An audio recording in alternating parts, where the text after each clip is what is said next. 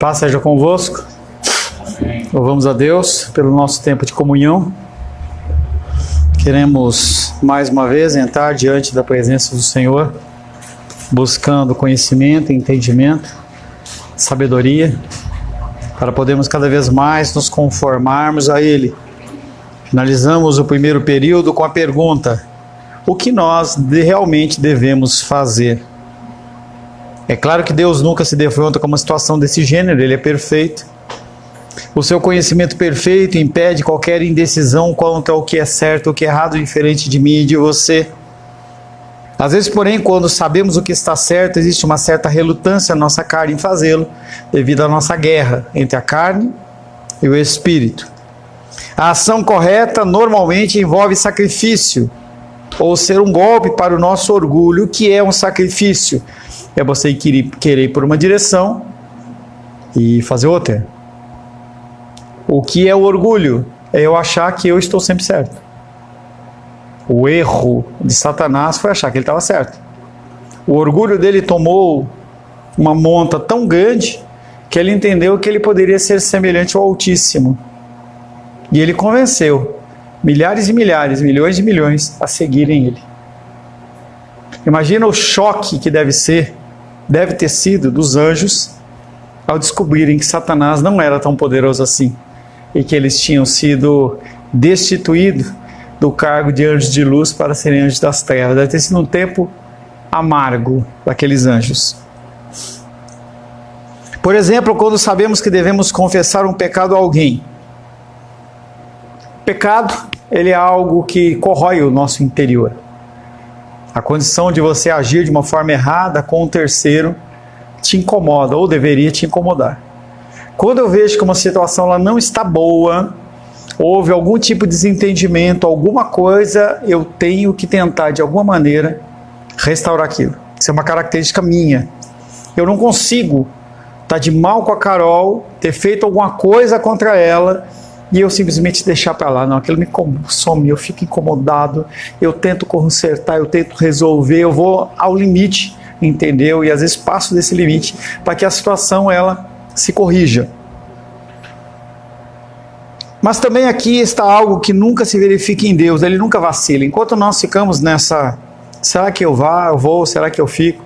Será que eu caso ou compro uma bicicleta?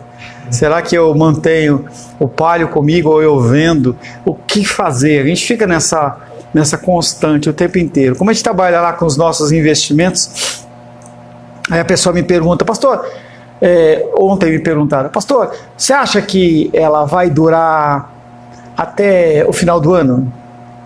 Eu falei, meu querido, você pediu os números da cena, é capaz de responder mais fácil para você. Não tem como você saber se amanhã vai aumentar a gasolina, não vai aumentar.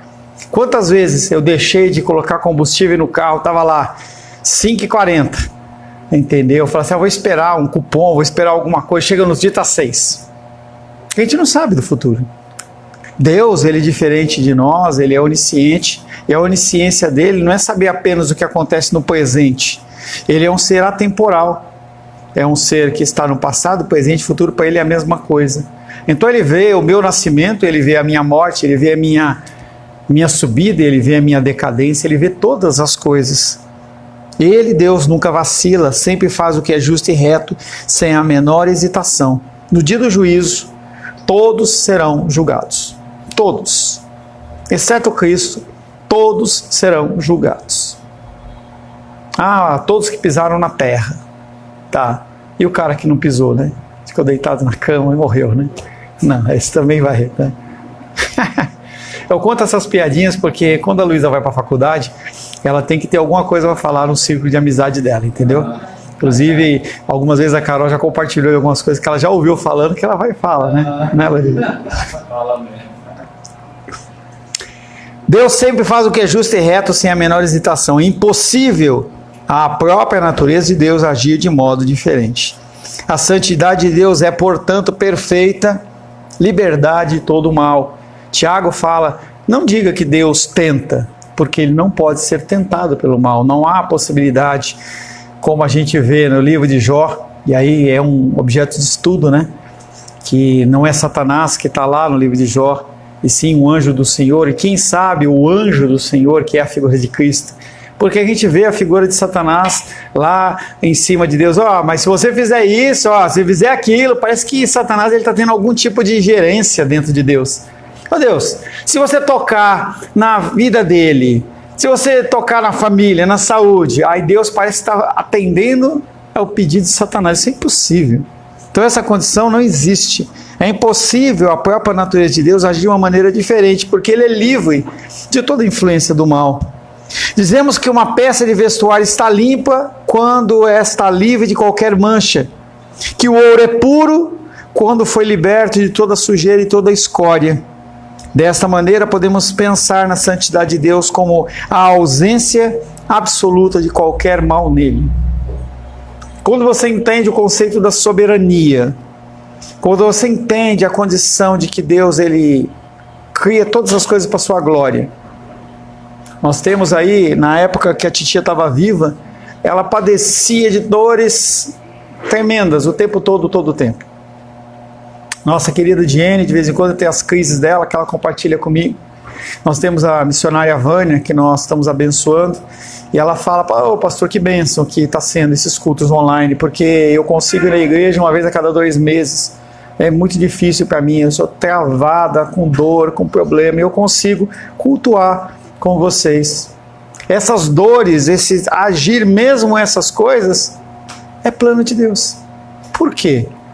Por que Deus permite essas coisas? E não há problema nenhum em nós questionarmos, em especial no momento de maior dor e maior incômodo. Mas nós temos que ter sempre no coração que a ação de Deus ela é soberana e Ele tem um motivo para isso, mesmo que nós não entendamos.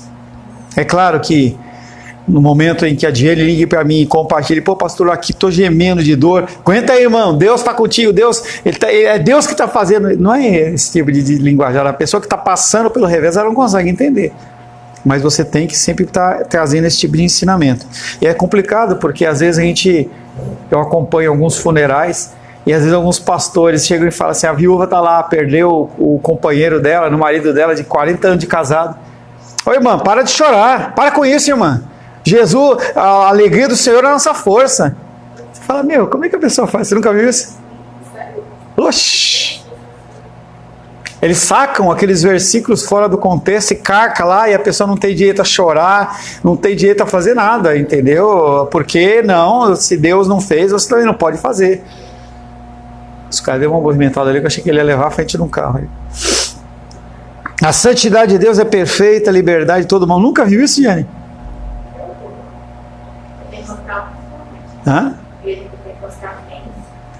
Isso acontece. Você tem que ter sabedoria em falar a verdade. Teve o massacre lá do cara lá que pegou o machado e saiu picando as crianças lá no sul. Não, isso aí é Deus. Tem que aceitar. A gente sabe que é, mas não pode falar numa lata assim que a pessoa não vai entender. Luli, põe um pouquinho de água para mim, por favor, só meio copo, por gentileza. Dessa maneira podemos pensar na santidade de Deus como a ausência absoluta de qualquer mal nele. Carol, 1 João, de trás para frente. Vai Apocalipse, vai o último livro e volta. 1 João, obrigado. 1 João capítulo 1, verso 5.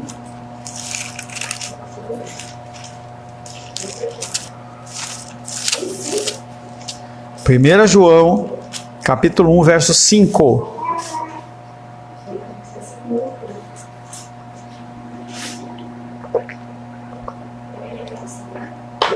1:5. Ora, a mensagem que da parte dele temos ouvido e vos anunciamos a essa, que Deus é luz e não há nele treva nenhuma.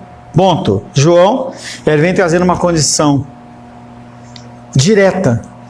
E aí, se nós tivéssemos a tradução do livro em grego aqui, da nossa irmã Diene, a gente veria que essa não há nele treva nenhuma, ele está falando de nada.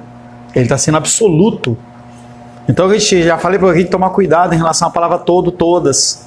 Quando você fala todo, tudo é isso, tudo posso naquele que me fortalece. Não, eu vou lá, vou adulterar, vou roubar, vou matar porque eu posso. Não é tudo nesse sentido. Tudo é em parte. Nesse caso aqui, ele está falando, não há nele treva nenhuma, não há mal nele nenhum. Nada que Deus faça tem uma raiz de malignidade. Luz e trevas, quando usadas nesse sentido nas Escrituras, têm um significado moral, ou seja, aquilo que é certo é aquilo que é errado.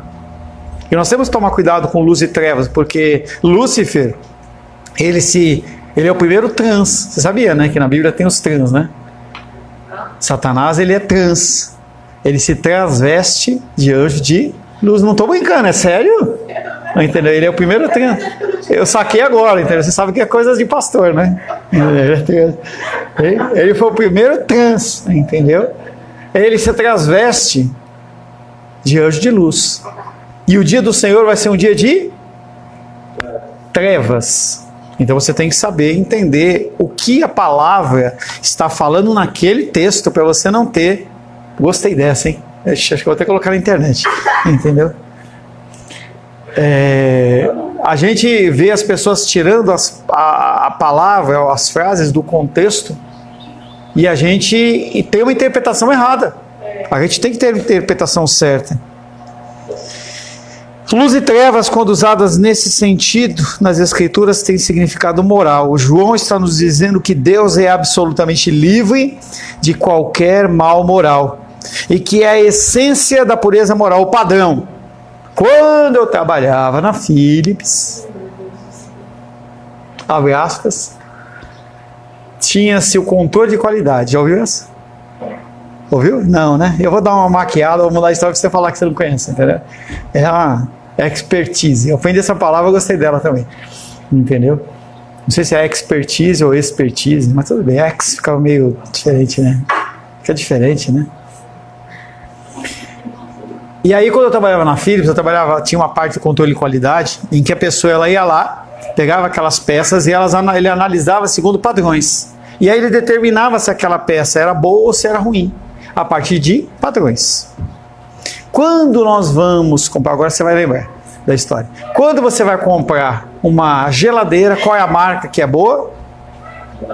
Vem na mente direto. Foi se impregnado na nossa mente, mesmo que a Consul seja melhor no aspecto, mesmo que a White Westinghouse seja, não importa. A gente fala Brastemp.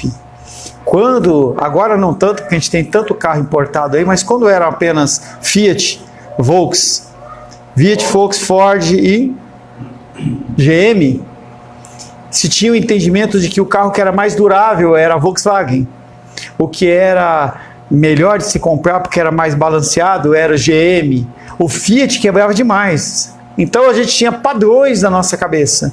Quando nós pensamos aqui na condição do padrão correto da santidade, a gente tem que entender que Deus, ele é a essência da pureza moral ou padrão. Não, eu falei expertise ou expertise. Eu só mudei, a palavra é a mesma, eu só mudei se eu coloquei o ex ou ex. Eu sei. Tem sua qualidade de essencialismo. Tá? Eu gostei dessa palavra, expertise, né? É que algumas pessoas eu uso expertise para dar um... Eu falo, pô, o cara deve estar falando inglês de um frango ou alguma coisa desse tipo, né? Hã? É. A santidade de Deus inclui também a sua perfeita conformidade com o seu caráter divino. Então, essa santidade de Deus, ela se conforma àquilo que Ele colocou nas Escrituras. Ou as Escrituras se conformam àquilo, porque um é igual ao outro, é a mesma coisa. Isso quer dizer que todos os seus pensamentos, ações, são consistentes com o seu caráter santo. Nada do que Deus faça é fora dos conceitos. Poxa, Deus fez isso aqui. Não. Qualquer inconformidade que a gente entenda da ação de Deus conforme a sua palavra, o erro está em nós, não em Deus. Por isso, se você não entende o que a palavra de Deus está dizendo, você vai interpretar errado. Por isso que eu bato na tecla, a versão melhor das Escrituras Sagradas é essa, Ara. Nós temos a outra, tem outra, tal, já falei sobre isso. E aí ontem eu vim com essa Bíblia aqui só porque ela é bonitinha, porque a versão dela é ruim, por isso que ela está novinha, né? Porque eu nem usei ela, entendeu? Eu comecei a usar, mas eu percebi tantos erros, tantas falhas, tantas dificuldades, porque as pessoas elas traduzem muitas vezes segundo o seu padrão moral. Então, se eu sou uma pessoa pentecostal, eu vou dar muito mais ênfase em algumas coisas da manifestação do Espírito, mesmo na tradução. E é uma loucura, mas é a verdade. Então, nós temos que saber o padrão moral para nós podermos segui-lo. A santidade de Deus inclui a sua perfeita conformidade com o seu caráter divino. Isso quer dizer que todos os seus pensamentos e ações são consistentes com o seu caráter santo. Por contraste, consideremos as nossas próprias vidas. E aí que pega, né? Porque a gente perdeu o costume de fazer uma meditação no fim do dia, pensando em tudo que nós fizemos. Então, nossa última imagem que a gente tem é a figura que nós vimos no Instagram, ou no YouTube, ou qualquer outra coisa. Nós não temos um tempo, porque nós estamos tão cansados. Quando a gente larga o celular, a gente já não tem fôlego para ver nem mais um stories, não consegue ver mais. Aí você simplesmente vira para o lado e apaga. Não dá nem tempo de você meditar. Poxa, eu fui grosseiro com a Aisla, né? Eu acho que eu tenho que corrigir aquilo lá. Poxa, Deus, eu comi demais, eu fiz isso, fiz aquilo, Deus me perdoa. E aí a gente perde essa essência que havia muito entre as famílias quando elas sentavam para o jantar e se perguntava qual que eram as coisas de cada dia. Mesmo que a gente pergunte para a Luísa e fale assim, Luísa, como que foi a aula? Normal. Como é que foi? Tudo bom. Mas aconteceu alguma coisa? Tudo certo. Beleza. Ok. Entendeu? Isso é o natural de todos nós, mas essa interação ela é importante. Hoje o que acontece é você entra em qualquer sala, está todo mundo com celular, está todo mundo... Se tivesse pelo menos interagindo com terceiros, mas não está interagindo com nada ali. Com o tempo, quando amadurecemos na vida cristã, desenvolvemos certo grau de caráter cristão. É o esperado. Que nós não sejamos os mesmos cristãos de quando nós nos convertemos. Eu vejo o crescimento, minha evolução, sem soberba nenhuma, entendeu? Olho e vejo os meus padrões de oração, como que eu falava, como que eu orava, como que eu pensava. Deus foi colocando pessoas na minha vida para moldar o meu caráter cristão. Em alguns momentos Deus me tira daquele lugar para um outro lugar para eu aprender mais alguma coisa, aprender uma outra coisa. E toda essa diversidade ela é extremamente importante, porque forma quem nós somos. No entanto, nem sempre agimos de modo consistente com o nosso caráter. Dizemos uma mentira ou deixamos-nos apanhar por uma série de pensamentos impuros. Para aqueles que são filhos, aqueles que já estão com a mente cauterizada, aqueles que já não têm mais nenhum contato com Deus, essas coisas elas passam batido. É que nem você passar com o carro na lombada, entendeu? Você acostumou tanto a passar naquilo ali. Se você é uma pessoa que anda devagar e você passa em algum buraco, você sente. Quando você faz jejum, você fica sensível. Quando você sai do jejum, qualquer alimento que você coloca na boca, você percebe o paladar daquele alimento. A gente está acostumado a comer, eu não, né? Mas pizza com ketchup, ou pega um sanduíche e você vai, entendeu? Você não sente gosto de nada. Você não sente o gosto da carne, não sente o pão do pão, do tomate, da alface, nada. Você sente apenas o gosto do ketchup. Se o cara colocar um pão só com ketchup, pro cara tá bom. E você não sente o paladar de nada. Porque tudo é com muito tempero, tudo é com muito açúcar, tudo é com muito... Tudo, entendeu? Com sal, entendeu? Você não sente o prazer, o paladar da coisa. Eu não sou aficionado por café, vocês sabem disso, mas as pessoas que são tomadoras de café, elas não colocam açúcar, porque elas querem sentir o paladar, o gosto que tem o café. Tá tomando o quê? Gourmet? Tá. Mas se você decidir tomar um café gourmet e você carregar açúcar nele, é a mesma coisa que você tomar o pior café que tem. Entende? Então essa mesma sensibilidade a gente tem que desenvolver em relação à espiritualidade. Ficamos então decepcionados com esses pensamentos impuros, com essas mentiras. Ficamos decepcionados com essas ações, pois não estão em harmonia com o nosso caráter. Glória a Deus por isso. Porque se você se sente incomodado, quer dizer que ainda tem uma chaminha dentro do teu coração, do Espírito Santo, que vai te constranger de alguma maneira. O problema é que as pessoas que são ímpias, elas nem percebem, nem sabem mais. Elas já estão tão inertes em relação àquilo. É como o cara que bebe. Você às vezes vê um filme, o cara começa a beber, e o cara bebe um copo. Eu vejo os caras lá, se eu colocar qualquer bebida com álcool mesmo, não cerveja, mas um álcool, pinga, essas coisas assim, como é que é? Etílico, né? Se eu colocar qualquer coisa daquilo na boca, eu apago. Entendeu? Eu sou muito sensível. Sou sensível.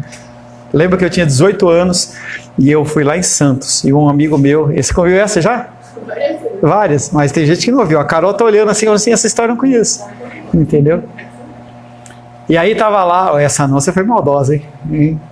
E aí eu tava lá com 18 anos e o cara foi fazer um camarão, um peixe com camarão pra gente, né? Eu e mais 3 amigos, ele fez uma caipirinha e eu tomei um gole como se fosse um gole de Coca-Cola, e tomei um gole, engoli, eu acordei 3 horas depois. Literalmente. Sensibilidade. Ficamos então decepcionados conosco por essas ações, pois não estão em harmonia com o nosso caráter. Isso nunca acontece com Deus. Ele sempre age em harmonia com o seu caráter santo. É para esse padrão de santidade que Deus nos chama. É quando diz, sede santos porque eu sou santo. Deus não é surpreendido. Ele falou, caramba, puxa vida. A Melissa fez aquilo de novo. Eu não esperava isso dela. Algumas pessoas olham lá o livro de Gênesis, quando há a queda de Adão e Eva. Deus, Adão, com o porrete na mão, né? Adão, Eva, cadê vocês? Como se ele não soubesse. É claro que ele sabe. O que você fez, Adão? É lógico que ele sabe o que Adão fez. Onde você está, Adão? Ele sabe onde Adão está. A absoluta santidade de Deus deve constituir um grande conforto e segurança para nós. Ou seja, ele é um padrão que não muda. Quando ontem nós fizemos os votos, e aí eu falei, Esther, tal, Carlos, tal, aceita, vive para sempre, até a morte que nos separe, blá, blá, blá. A gente não sabe se vai ser verdade. Não sabe. A gente não sabe se a pessoa ela vai ser fiel realmente, se numa enfermidade a pessoa larga outra. A gente não sabe. Se quando tiver que morar na casinha de sapê,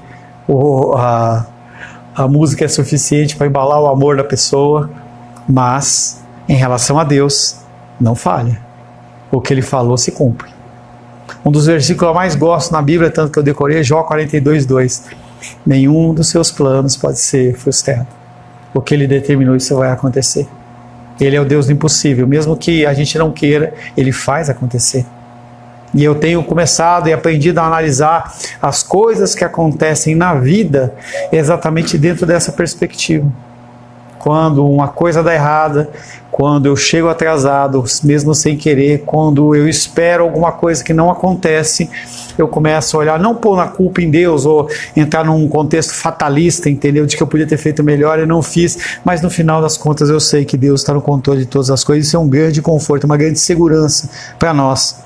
Se Deus é plenamente santo, então podemos estar certos de que as suas ações para conosco são sempre perfeitas e justas. E aí você se coloca diante de um Deus sabendo que Ele está agindo da melhor maneira possível, mesmo que Ele não permita, mesmo que Ele coloque você num leito de dores, Ele está colocando você lá para você executar algo ou para fazer ou crescer de alguma forma, você ser melhor.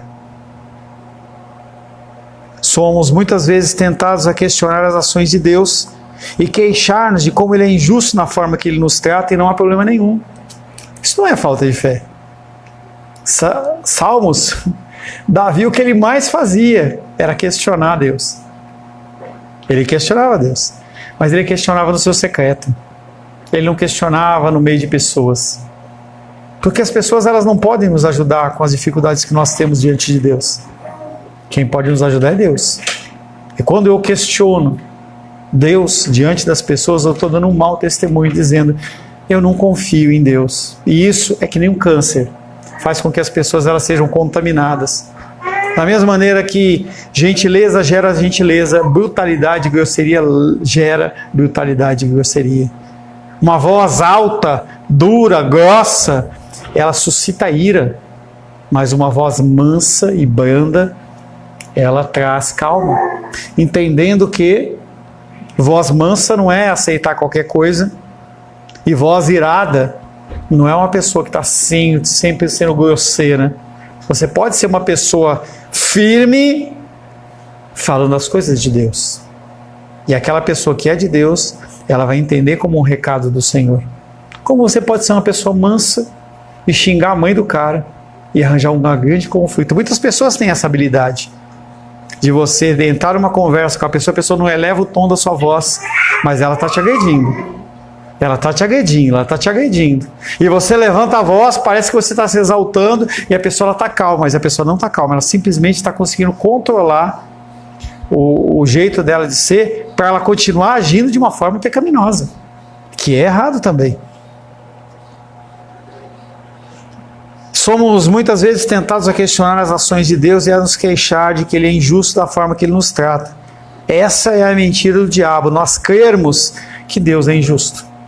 É a mesma tática que foi utilizada com Eva. Gênesis capítulo 3.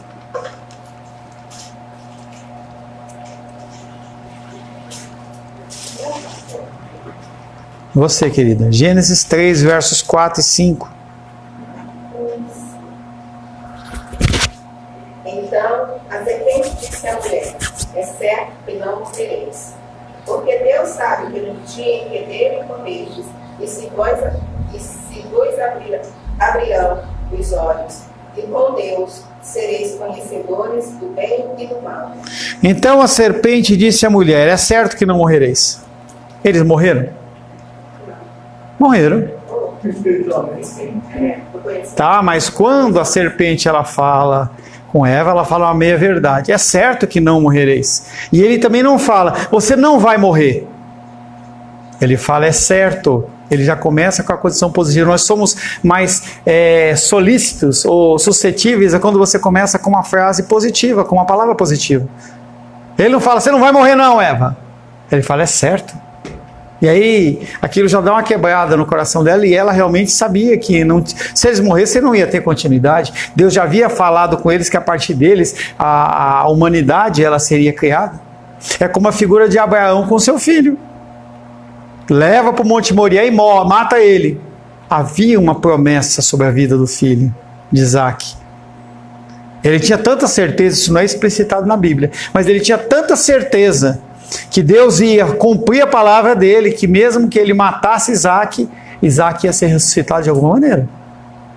O conflito no coração de Abraão deve ser tremendo, mas a graça também o foi. E ele entendeu que aquilo ali ia se cumprir. Mas o diabo olha para a mulher e fala, é certo que não morrereis.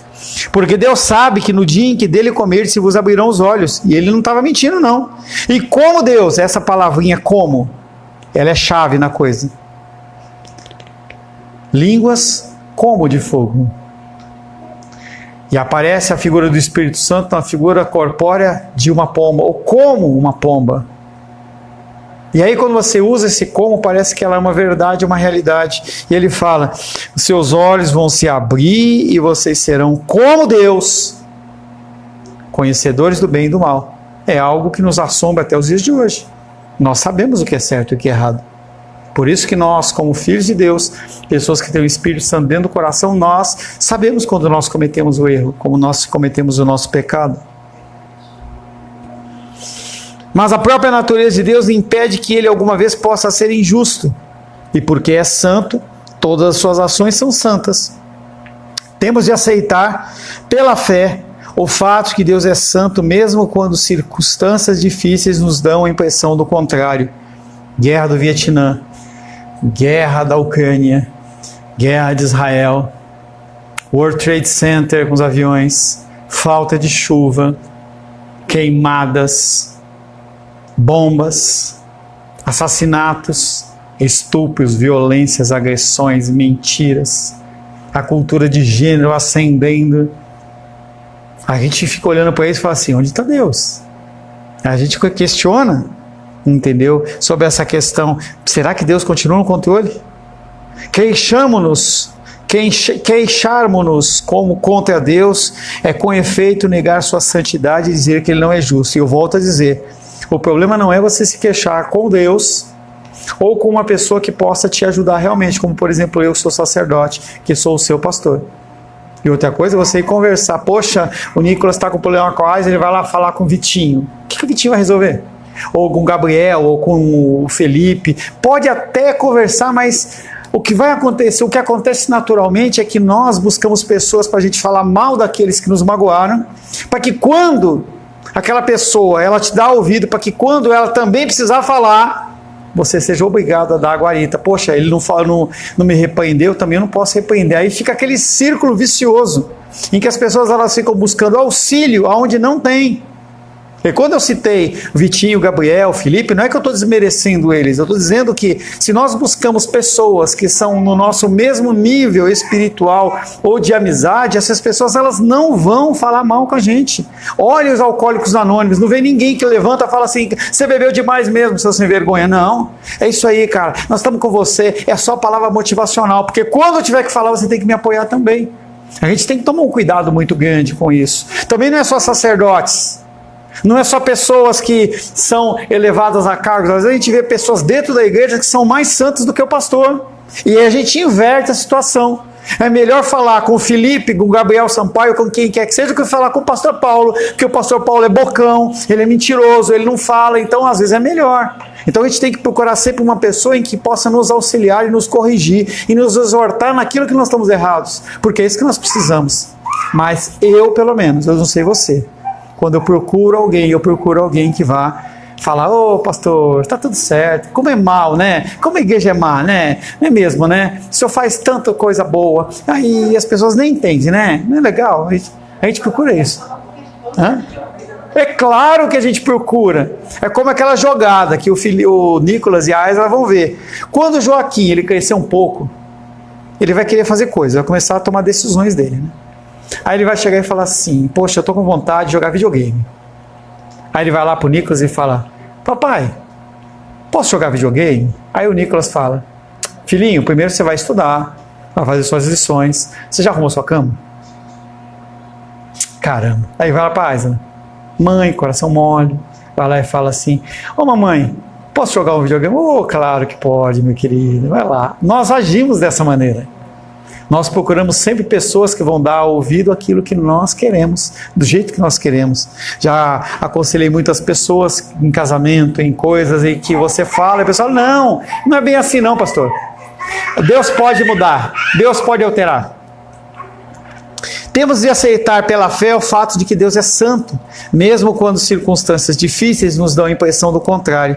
Queixarmos-nos contra Deus é com efeito negar a sua santidade e dizer que ele não é justo. No século XVII, tinha um pastor que escreveu assim, é menos injurioso para Deus a negação do seu ser que a negação da pureza do mesmo. Um afirma que ele não existe como Deus e outro apresenta ele como um Deus deformado, desagradável e detestável. Aquele que diz que Deus não é santo diz algo muito pior do que aquele que afirma não haver Deus. É o pensamento do cara. Ele fala assim, poxa, é muito mais sério eu dizer que Deus ele é deformado, que ele pode mentir, que ele pode se enganar, ou dizer que ele não tem. É melhor você falar que você não acredita em Deus. É melhor você dizer que Deus não existe do que você dizer que esse Deus que rege tudo, ele é deformado, ele comete imperfeições. É o pensamento desse pastor do século XVII. Outro pastor diz, lembro-me ainda muito bem da maneira como Deus lidou pela primeira vez comigo, há mais de 25 anos, em relação às minhas queixas contra ele. Em resposta à sua vontade, eu tinha me fixado em San Diego, na Califórnia, e tinha começado a procurar trabalho. Algumas semanas passaram sem que nada tivesse conseguido. Comecei então a acusar mentalmente a Deus. Afinal de contas, abandonei os meus planos para fazer a sua vontade e agora ele me abandona. Você acha que eu nunca pensei nisso? Em dificuldades? Poxa, eu saí da minha casa. Eu tinha uma casa própria lá. Eu tinha minha família lá. Poxa, eu estou aqui, Deus, te servindo, e você faz isso comigo, você deixa faltar isso. Quantas vezes já pensei isso? E esse pastor não pensou diferente. Deus, pela sua graça, fez a mesma coisa com o Jó. Jó 34, versos 18 e 19.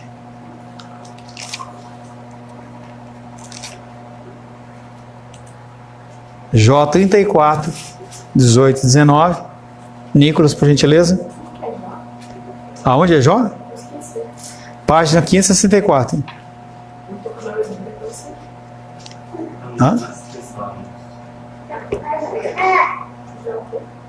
34, versos 18 e 19.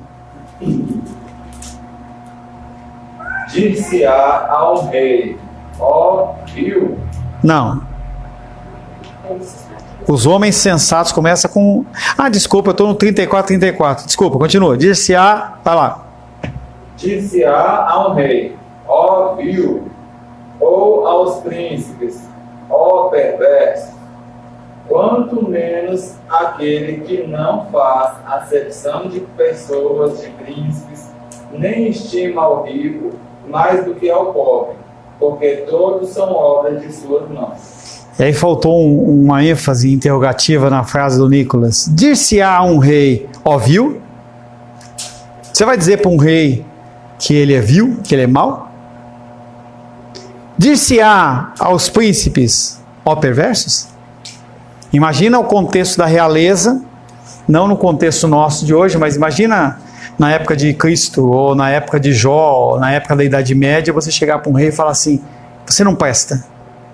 Ou para os príncipes, vocês não prestam. Morte certa.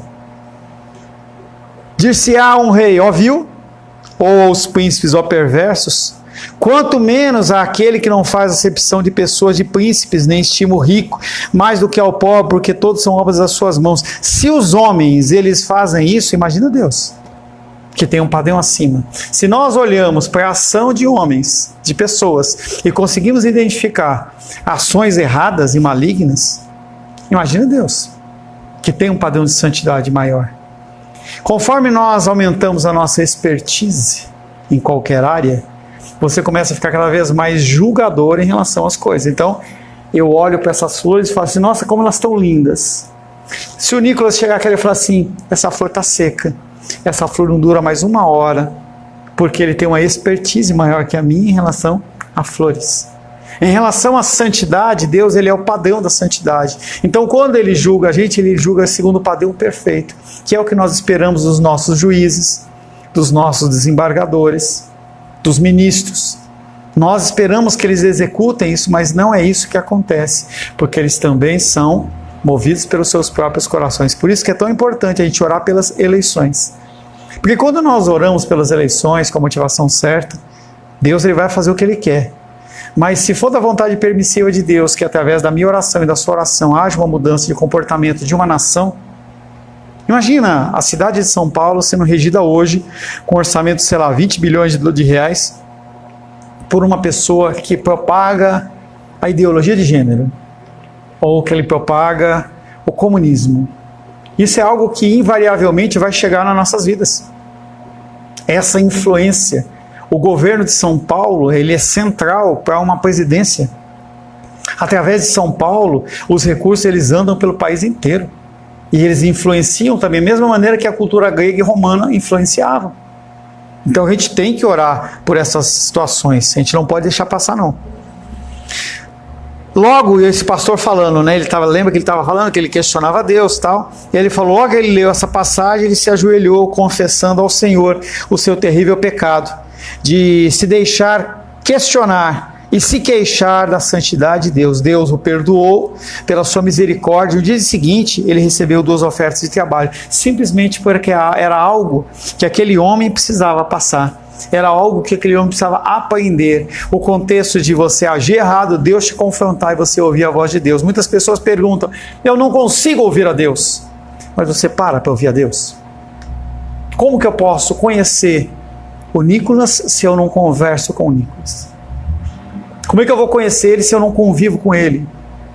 A Aisla com certeza tem muito mais propriedade para dizer o que ele gosta de comer, gosta de beber, que horas que ele gosta de dormir, se ele dorme de bermuda, de pijama, se ele come, gosta de colocar sal na comida, não gosta de colocar, se ele gosta de ver um futebol, se não gosta. Isso vem de relacionamento. E nós ficamos querendo ter um relacionamento com Deus em momentos de crise, e quando nós queremos que Ele fale conosco, a gente não ouve. Não é porque Ele não fala, é porque o nosso rádio está fora de sintonia. Então a gente está em outra estação e está querendo que Deus fale. Ele está falando lá na estação 89.1, mas na 134 que a gente está, Ele não está falando, e a gente não ouve. E aí fica difícil da gente ouvir e entender as figuras de Deus. Deus o perdoou pela sua misericórdia. No dia seguinte ele recebeu 2 ofertas de trabalho.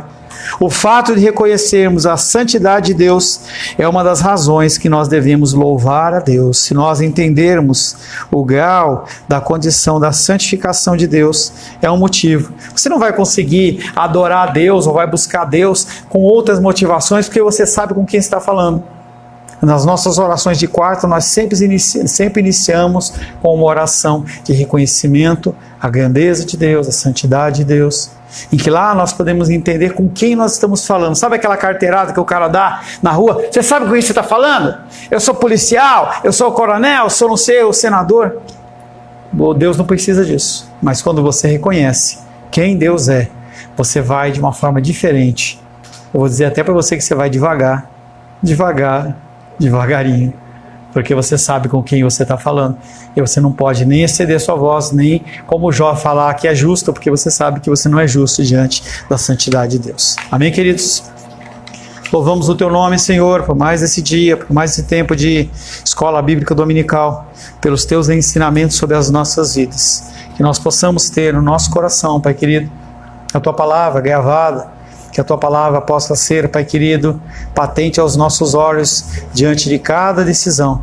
Que teu nome seja glorificado, exaltado e bendito através das nossas vidas, em nome de Jesus. Amém. Graças ao nosso bom, querido e amado Deus.